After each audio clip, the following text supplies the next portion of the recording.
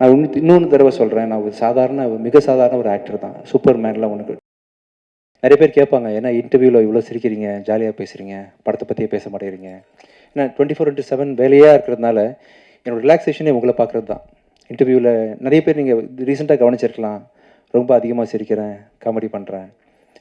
படத்தை தானாக பேசிக்கும், படம் எப்படி இருக்கணும், அதை பற்றி நம்ம வந்து பேசி பண்ணுறதை விட யாராவது ஒருத்தர் அன்பாக பழகணும், பேசணுன்ற மாதிரி என் மனம் மாறிடுச்சு. இப்போ உங்களை பார்க்கும்போது உண்மையிலேயே உள்ளேருந்து என் ஃபேமிலி உட்காந்துருக்குது, என்னை தூக்கிட்டு போய் மக்கள் முன்னாடி சேர்க்க போகுது, எல்லோரும் எனக்கு நல்லது மட்டும் தான் நினைப்பாங்க, அவங்கக்கிட்ட பேசுகிறேன் அப்படின்ற மாதிரி நான் வந்து உங்களெல்லாம் பார்த்தா உண்மையிலே சந்தோஷமாயிடுறேன், ஜாலியாக இருக்கேன்.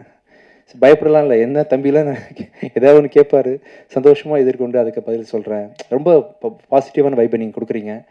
அப்படி நான் அப்படி உணர்றேன்னு சொன்னால் அதுக்கேற்ற மாதிரி நீங்கள் நிறைய எனக்காக பண்ணியிருக்கீங்கன்றது தான் உண்மை ஆக்சுவலாக.